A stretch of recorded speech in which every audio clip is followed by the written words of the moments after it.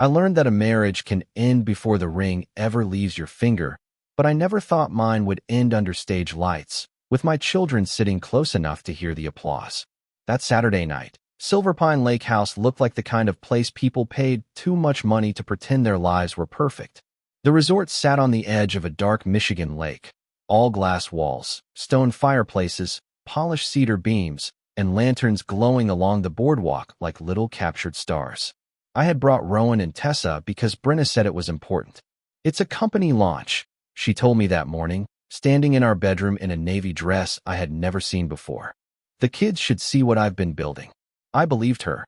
That was still my sickness back then, believing her even when her voice had started sounding like a locked door. Rowan was 12, old enough to notice tension, but still young enough to pretend he didn't.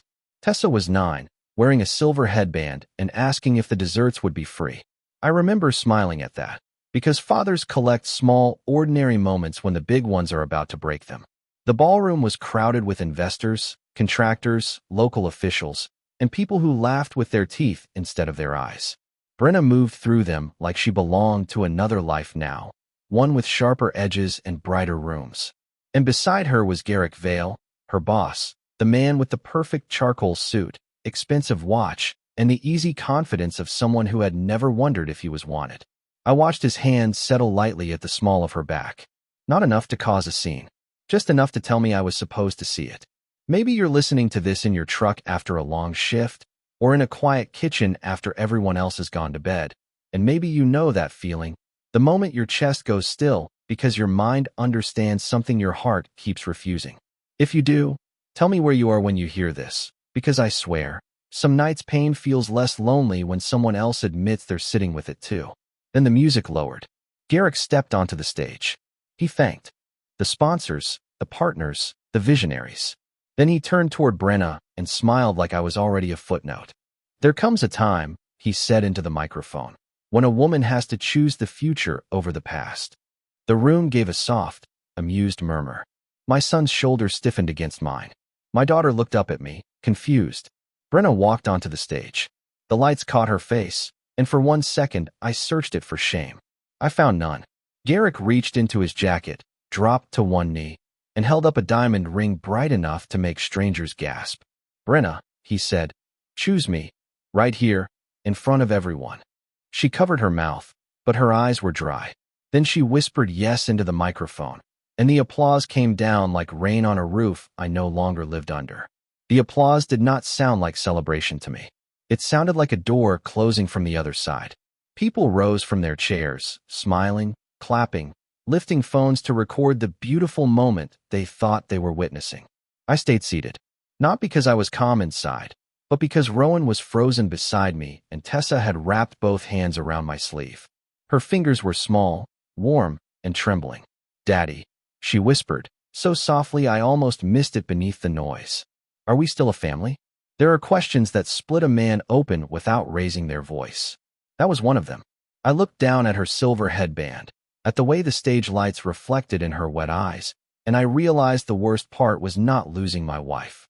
The worst part was watching my children learn, in real time, that adults could turn love into a performance. Brenna came down from the stage with the ring already on her finger. Garrick followed close behind, smiling like a man accepting congratulations for a building he had not designed. A few people looked at me with pity. Others looked away because pity is easier when it does not have to make eye contact. Brenna stopped in front of us. Her cheeks were flushed, not from embarrassment, but from attention. "Calder," she said, low and controlled. "Please do not make this ugly." I almost laughed, not because anything was funny, but because she had just ended our marriage in front of 2 children and a ballroom full of strangers, and somehow I was the one being warned about ugliness. Rowan stared at the floor. His jaw worked like he was holding back words no 12-year-old should have to swallow. I put a hand on his shoulder, steady, gentle. "Look at me, bud," I said. He did, barely. "You did nothing wrong." His eyes flicked toward his mother, then away. That small movement told me more than any speech could have. Brenna sighed, as if our pain was poor manners. "This is an important night for me," she said. "For once, can you not make everything about your pride?" The room around us kept buzzing, glasses chiming, people pretending not to listen while leaning closer. Garrick stepped in then, tall and polished, his hand resting near Brenna's waist. Maybe give her some space, he said. The kids will adjust. That sentence landed cold. The kids will adjust. Like they were furniture being moved from one room to another.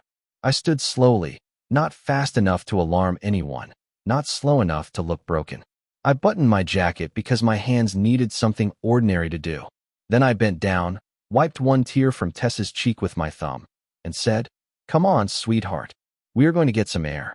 Brenna's expression tightened. "Do not walk out like a victim." I looked at her then, really looked, and saw a stranger wearing the face of someone I used to come home to. My voice stayed even. "I am walking out like a father." For the first time that night, her smile faltered. Not much, just enough for me to see it. Outside the ballroom, the hallway smelled like cedar polish, lake air, and expensive perfume drifting through open doors. The music kept playing behind us, muffled now, like happiness happening in another house. I walked with Tessa on my left and Rowan on my right, not rushing, not looking back, because children remember the speed of a parent's panic. I wanted them to remember steadiness. At the end of the hall, a wall of glass looked out over Silver Pine Lake. The water was black under the moon, broken only by the gold reflection of the resort lights. Tessa leaned into my side. Rowan stood with his arms crossed, pretending he was too old to need comfort, but his chin gave him away. I was about to tell them we were leaving when Garrick's voice came from behind us. "Calder." He said my name like a favor. I turned. He had followed us alone, one hand in his pocket, that diamond confidence still shining in his eyes. Behind him, through the open ballroom doors, I could see Brenna surrounded by people, holding out her hand so they could admire the ring. Garrick stopped a few feet away, close enough to be heard, far enough to look civilized. "Listen," he said, lowering his voice. "I know tonight was difficult." Difficult. That was the word he chose. Not cruel, not humiliating. Difficult, like a delayed flight or a bad tea time. I kept my hand on Tessa's shoulder. "Say what you came to say." He smiled then, small and private. "You had years, Calder. I only needed 6 months." Rowan looked up. I felt it, the way a father feels a weather change before the first drop hits the windshield. Garrick glanced at my son and softened his voice, not out of kindness, but performance. "Your mother deserves someone who can give her the life she wants." I watched him, this man wrapped in rented certainty, and I understood what he wanted from me. A raised voice, a scene, something he could point to later and call proof. I gave him nothing. "The life she wants," I repeated. "Is that what you think you are?" His smile tightened. "I am what she chose." Behind him, a staff member rolled a gold sign toward the entrance, one of those sponsor displays printed in glossy black letters. Northbridge Meridian, Silver Pine Development Group, Strategic Cold Chain Expansion. Then my eyes caught a smaller line near the bottom, barely visible beneath the lights. VH 19. For a second, the hallway narrowed. Not from pain, from recognition. That code did not belong to Garrick. It did not belong to Brenna. It belonged to a funding structure I had built 3 years earlier through Voss Harbor Trust. My trust. My signature lived beneath that project, buried under layers of legal quiet. Garrick was still talking, saying something about transitions and maturity, but his words faded into the hum of the lights. I looked past him at the sign, at the lake, at the ballroom where my wife was wearing a ring paid for by a man who thought he owned the room. And for the first time that night, my heartbeat slowed. Not because I was less hurt, because now I knew where the door was. I did not say anything to Garrick about the code on that sign. Men like him hear silence and mistake it for surrender. I let him keep that mistake. I told Rowan and Tessa to wait by the glass doors while I stepped a few feet away and called for the car. My voice sounded normal, which surprised me, because inside, entire rooms were collapsing. Brenna was still in the ballroom, still being congratulated, still lifting her hand under the chandeliers like she had won a life instead of abandoned one. Garrick watched me with that polished little smile, waiting for my face to crack. It did not. I only nodded once and said, "Enjoy the rest of your evening." He laughed under his breath, soft enough that the children would not hear. "That is it?" he asked. "No scene." I looked at him and saw the kind of man who needed witnesses to feel powerful. "Not tonight," I said. The valet brought my old gray Tahoe around, the same one Brenna used to call embarrassing when she wanted me to lease something German. I opened the back door for Tessa, then Rowan, and before I shut it, I looked back at the glowing resort. Silver Pine Lake House stood there like a postcard, all warmth and money and lies. 3 years earlier, that project had been nothing but a folder on my desk and a problem nobody wanted. A refrigerated distribution network across the northern Midwest had failed twice, costing investors millions in spoiled inventory and broken contracts. I was not a public man then, and I am not one now. I had built systems, not speeches. I understood routes, fuel costs, weather delays, warehouse temperatures, and how one missed handoff could ruin a truckload before sunrise.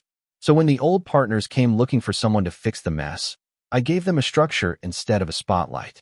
Voss Harbor Trust funded the cold chain expansion quietly. I kept my name out of the brochures, out of interviews, out of the rooms where people smiled too hard. My father taught me that lesson the year he lost his small business to a partner who loved attention more than numbers. Calder, he told me once, standing in an empty office with dust on the windowsills. Never let people know where the foundation is unless they helped pour it. I remembered that. I built my life around that. Brenna used to call it fear. She said I hid behind caution because I lacked hunger. She wanted galas, lake houses, nameplates, the kind of success people could photograph. I wanted mortgage payments made early, college accounts funded, and children who never had to wonder if the lights would stay on. Sitting behind the wheel that night, with Tessa sniffling softly and Rowan staring out the window, I realized Brenna had mistaken quiet for emptiness. Garrick had made the same mistake. The difference was, Brenna had broken my heart. Garrick had stepped onto my foundation and called himself the owner. The drive home took 40 minutes, but it felt longer because no one in the Tahoe knew what kind of silence we were supposed to have. Tessa fell asleep 10 miles from the resort, her cheek pressed against the seat belt, one hand still holding the little silver purse Brenna had bought her for the event. Rowan stayed awake. He watched the dark road through the passenger window, passing gas stations, pine trees, and farmhouses with porch lights glowing like other families still knew how to be whole. Twice, he opened his mouth like he wanted to ask something. Twice, he shut it again. I did not push him. Boys at 12 are strange creatures, half child, half guard dog, trying to protect everybody from the very feelings they do not know how to name. When we pulled into the driveway, the house looked exactly the same.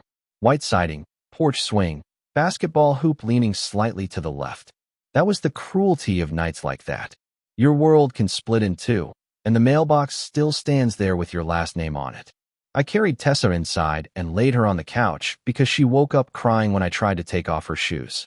Rowan followed me into the kitchen, dropped into a chair, and stared at the table, where Brenna used to sort school forms and grocery lists. "Did you know?" he asked. 2 words. No anger yet.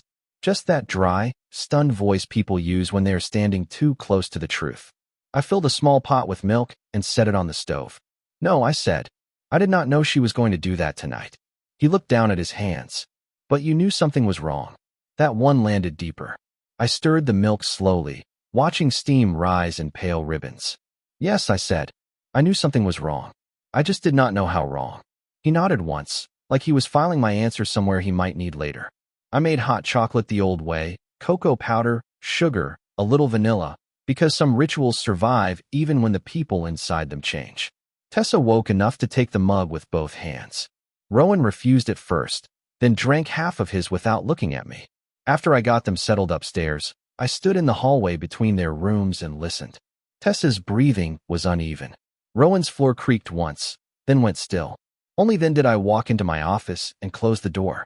The room was small, 10 feet by 12, with built-in shelves, 2 filing cabinets, and a desk Brenna once called depressing because it looked like it belonged to an accountant in 1998. Maybe it did, but that desk had carried more truth than any ballroom ever would. I opened the bottom drawer, removed a black binder with no label, and set it in front of me. Voss Harbor Trust was not glamorous. It was not supposed to be.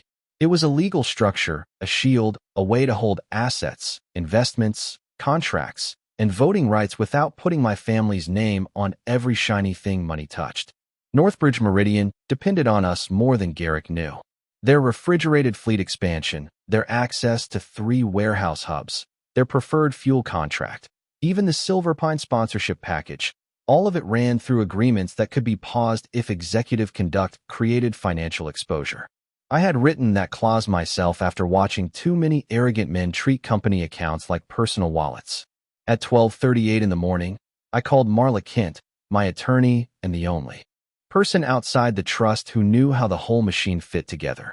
She answered on the fourth ring, voice rough with sleep, but mind already awake.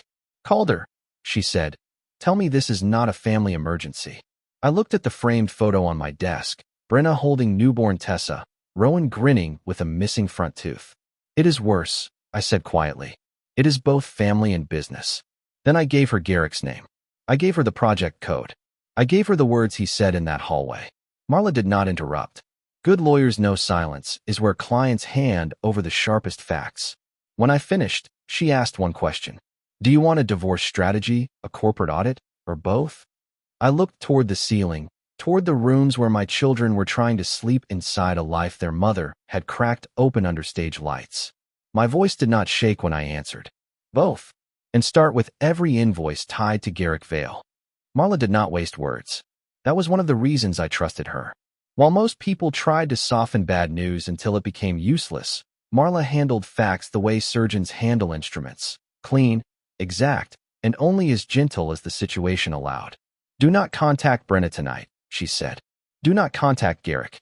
Do not post anything. Do not explain yourself to mutual friends. From this moment forward, you are a closed door with a paper trail." I looked at my phone sitting beside the binder. It had already started lighting up. Brenna, then Brenna again, then a text from an unknown number that I did not need to open to understand. The story was moving without me now, carrying itself from the ballroom to phones, group chats, and polite little conversations where people would pretend not to enjoy the damage. Marla heard the silence on my end. "Calder," she said, "anger wants an audience. Strategy does not." I wrote that sentence down on a yellow legal pad because some words arrive at the exact moment a man needs a railing to hold. We worked until after 2 in the morning. I sent her scans of the Silverpine sponsorship agreement, the VH-19 expansion terms, the conduct clause, the executive discretionary spending limits, and the secondary approval chain.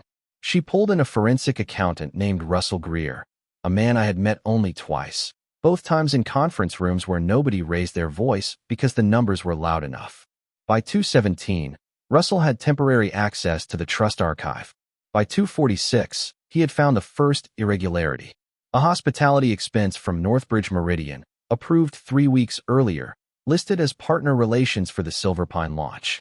$12,400 for private floral design, custom champagne service, and lakefront suite preparation. At 3:03, another invoice appeared. Executive transportation, 2 black SUVs, billed to regional development outreach. At 3:31, a jewelry purchase coded as client retention gift, routed through a vendor in Chicago, flagged because the amount was just below the threshold requiring board review. I stared at the screen until the numbers blurred. Not because I was surprised anymore, but because each line item took something ugly and made it measurable.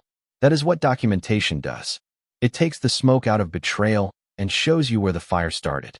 Around 4 in the morning, Brenna sent one text that finally pulled my eyes from the spreadsheet. "You embarrassed me by leaving." I read it twice. Then I set the phone face down. 5 words, and not one of them about Rowan or Tessa. Not one about what she had done to them. The house was quiet, but it did not feel peaceful. It felt like the pause before a machine starts moving. At 6:30, I made pancakes because children still need breakfast even when adults have burned the map. Tessa came downstairs wearing the same silver headband from the night before. Rowan followed in sweatpants and an old baseball hoodie. Neither asked where their mother was. That silence hurt more than questions. I put butter on the table, warmed syrup in a glass measuring cup, and kept my voice steady. "No school today," I said. "We are taking a family day." Tessa looked at me carefully. "Is Mom coming home?" I did not lie. Fathers want to lie in moments like that. We want to build a soft little room around the truth and let our kids sleep there. But soft rooms collapse. 2. "I do not know," I said. "But you are safe here. Both of you." Rowan watched me from across the table. "Are you going to fight him?" he asked. I knew which him he meant. Garrick, with his stage lights and his borrowed kingdom. I set the spatula down and leaned against the counter. "No," I said. "I am going to handle this the right way." He looked disappointed for half a second, then relieved. and that told me he had been afraid of what pain might turn me into. By 8:15, Marla called back. Her voice was sharper now, fully awake. The ring was purchased through a Northbridge vendor account, she said. The suite was billed through the project. The launch upgrades were approved under Brenna's department code. I closed my eyes. There it was. The turn. Not revenge. Not yet. Just gravity remembering where everything belonged. What happens now? I asked. Marla paused, and when she spoke again, her tone had changed into something almost cold. Now we notify the trust board. We freeze discretionary spending. We request a full audit. And by noon, Garrick Vale learns the difference between holding a microphone and holding authority. By 11:43 that morning, the first domino moved without making a sound in my kitchen. I was rinsing pancake plates while Tessa sat at the table drawing a crooked lake house with no people in it, and Rowan pretended to read a baseball article on his tablet. My phone vibrated once. Marla. Board notice delivered. Spending freeze active. Audit request acknowledged. No drama. No exclamation points. No victory lap. Just words lined up like fence posts. I dried my hands slowly. There is a particular kind of calm that does not feel peaceful. It feels engineered. Across town, in a glass office at Northbridge Meridian, Garrick Vale was probably still wearing last night's confidence. I pictured him stepping into work with congratulations waiting, assistants smiling, executives asking about the engagement, his name floating through the building like he had just upgraded his life.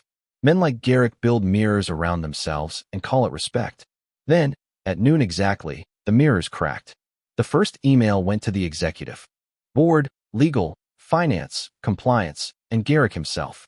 Pending review of discretionary spending, Voss Harbor Trust has temporarily suspended all non-essential funding tied to Project VH-19.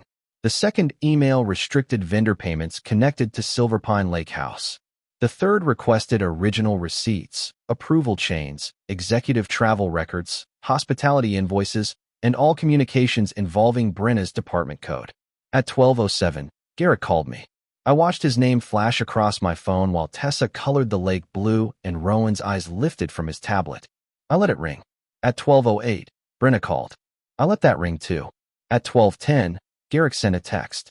We need to talk about a misunderstanding. I almost admired the word. Misunderstanding. That is what guilty people call a locked door when they are standing on the wrong side of it. By 12:26, Marla forwarded the first internal response from Northbridge Finance. A junior controller had flagged the jewelry invoice 2 weeks earlier, but Garrick's office had overridden it as an executive relationship expense. At 12:41, Russell found the suite reservation.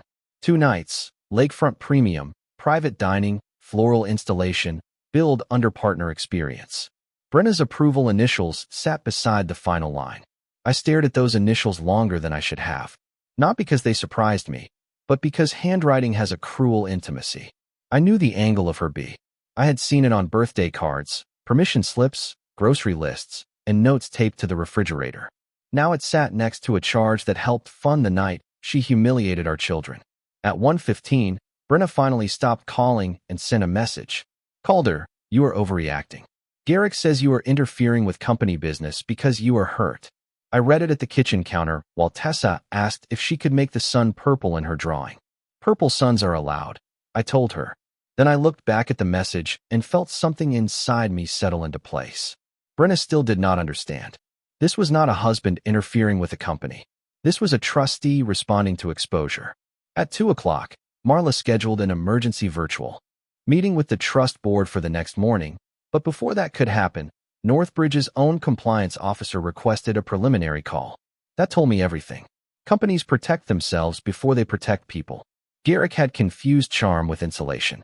Brenna had confused proximity to power with ownership of it. By late afternoon, word had reached them that the ring, the suite, the launch upgrades, and the private transportation were all being reviewed together. Not separately. Together. That mattered. Separate mistakes can be explained. Patterns have weight. At 4:32, Garrick called again, this time from an unlisted number. I answered because Marla was already on the line recording notes. Is worse than we thought, she said. That sentence has a weight of its own. I opened the folder and saw Brenna's initials again, not once, not twice, but across a chain of approvals that had been dressed up in corporate language. Strategic partner engagement. Executive hospitality alignment. Client retention experience. Pretty phrases built to hide ugly decisions.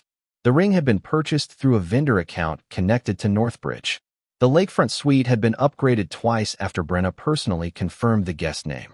The private dinner, the champagne service, the floral arrangements, even the security detail that kept reporters away from the proposal area, all flowed through VH19 funds. Money from a trust created to stabilize refrigerated food distribution across 3 states had been used to stage a romantic spectacle in front of my children. I did not raise my voice. I did not need to. The receipts spoke in a language even pride could not interrupt. Then Russell clicked to the next screen, and the room went colder. There is another layer, he said. Garrick had authorized a consulting bonus to Brenna's department 2 weeks before the launch. Not illegal by itself. Not even unusual in some companies. But the timing, the routing, and the personal approvals made it look like compensation tied to the event, and Brenna had signed the acknowledgement. Her name sat there in black and white. No emotion, no makeup, no soft explanation. Just evidence. Marla leaned back, eyes steady. This turns her from a personal participant into a business participant. I looked at the page for a long moment and thought of Brenna on that stage, covering her mouth like a surprised woman, while her signature had already helped build the scene. That was the part that hollowed me out. She had not just fallen into Garrick's world. She had helped invoice the doorway. By 10:15, the emergency meeting opened on a screen in Marla's conference room. 9 faces appeared in neat little boxes: trust board members, outside counsel, Northbridge compliance, and Garrick Vale sitting in his glass office with Brenna just behind his shoulder. He still wore a suit that cost more than my first car, but the shine had left him. Brenna looked at me only once. Then her eyes dropped to the table. Marla began with dates, project codes, vendor accounts, approval chains. Russell followed with invoices, payment routes, and the jewelry purchase that had been disguised as a client retention gift. Garrick tried to interrupt twice. The board chair stopped him both times. "You will have time to respond after the presentation," she said. That sentence did more damage than shouting ever could. Then Marla shared the final screen, Brenna's initials beside the launch upgrades, the lakefront suite, and the department bonus acknowledgement. Brenna's hand moved to her mouth, but there was no stage light now, no applause to protect the gesture. Garrick leaned forward and said, "This is a private matter being weaponized." I spoke for the first time. "No," I said. "A private matter is what you did to my family. This is company property." The room went completely still. Not dramatic, not cinematic. Just the silence of adults realizing the paperwork had already decided where the truth lived. By the end of the call, Garrick was placed on administrative leave pending full investigation. Brenna's access was suspended. All VH19 discretionary spending remained frozen. The ring, Marla said, would be treated as a recoverable asset until the audit determined final responsibility. Brenna finally looked up at me then, and for a second, I saw the woman who used to leave notes in my lunch bag. But grief is not the same as mercy. When the screen went black, I sat there with my hands folded and felt no joy, only exhaustion. Marla asked if I was all right. I looked out the window at traffic moving through downtown like nothing sacred had broken. "No," I said, "but my kids will be."